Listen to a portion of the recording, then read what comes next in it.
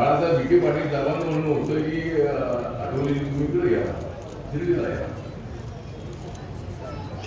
शिर्डीला या म्हणजे काय हरवण्यासाठी आहे की निवडून आणण्यासाठी आहे की मला माहित नव्हतं. बाळासाहेबांचं म्हणणं असं होतं की त्यांना नगर ही जागा द्या, राष्ट्रवादीच्या कोट्यातली नगर जागा ही बाळासाहेब विखे पाटील यांना द्या आणि त्यांची जागा ही कोपरगावची जी आता शिर्डीची आहे ही जागा आठवले ना त्या म्हणून ते पवार साहेबांना अनेक वेळेला भेटली होती. राष्ट्रवादीने सांगितलं की आम्ही आमची जागा सोडणार नाही. आणि माझं तिकीट अचानक शेवटी ते एक दिवस अगोदर जाहीर करण्यात आलं आणि उभा राहिलो. पण त्या ठिकाणी माझ्यासोबत सगळे होते. पण माझ्याबद्दल असा विचार करण्यात आला की आठवडे निवडून आले तर मी म्हणालो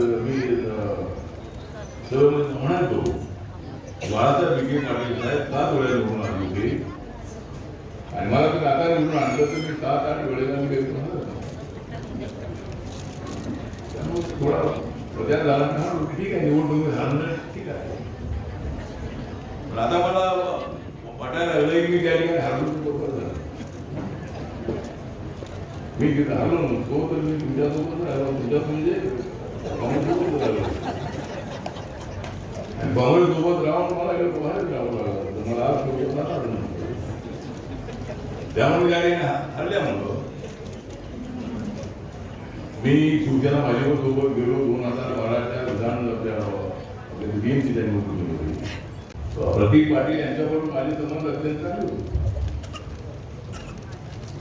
आणि प्रतीक पाटील यांच्याकडे माझ्याकडे ऍडिशनल पीएस आहेत प्रतीक पाटील हे राजकोटचे आहेत, गुजरातचे आहेत. प्रतीक सोबत अनेक वेळेला सांगलीमध्ये अनेक वेळेला सांगलीमध्ये राहिले आणि ते मराठी अत्यंत आसानी बोलतात. तर या ठिकाणी म्हणजे विशाल हे अपक्ष खासदार नाही, हे सर्व पक्षी खासदार आहे. सगळ्या पक्षाने आपल्याला मदत केलेली आहे. तुम्ही वरून केलेली आहे, तुम्ही असून केलेली आहे. पण या ठिकाणचा निर्णय चांगला चुकीचा झाला की महाविकास आघाडीने विशाल पाटील यांना तिकीट द्यायला हवं होतं. ते दिलं नाही. काय वाद झाले सगळ्या पक्षांची पाटील सगळे झालेले आहे. त्यामुळे विठ्ठल पाटील यांनी सर्व पक्षांच्या वतीनं योग आहे, आमचं भाग्य आहे की आठवले साहेबांबरोबर एकाच सभागृहात, ते राज्यसभेत जरी असले तर मंत्री असल्यामुळे ते आमच्या सभागृहात येतात, त्या ठिकाणी बसतात. आमचं नशीब, आमचं योग की एकाच सभागृहात आम्हाला बसायला मिळतं. परवा एक महिला विधेयकावर चर्चा होती आणि अजून काही वक्ते बोलत होते. तोपर्यंत आठवले साहेब सभागृहात आले आणि आम्ही सगळे आनंदित झालो की तोपर्यंत दीपक बाबा वाईट वाटून घेऊ नका, पण तुमच्या सगळ्यांची भाषणं खूप बोरिंग झाली.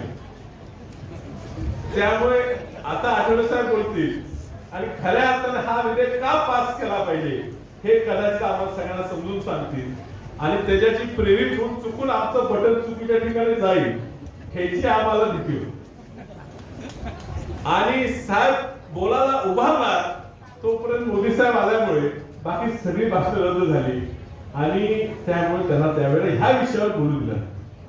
आणि म्हणून बाबा तुम्हाला जर वाटत असेल का तुमचं विधेयक पास झालं नाही, तर जो सगळ्यांना पटवून सांगू शकत होता त्याला तुम्ही बोलून दिलं. आता पक्षाचे डोळे बाहेर ठेवले तरी कसा अंगात असते ते कमी होत नाही.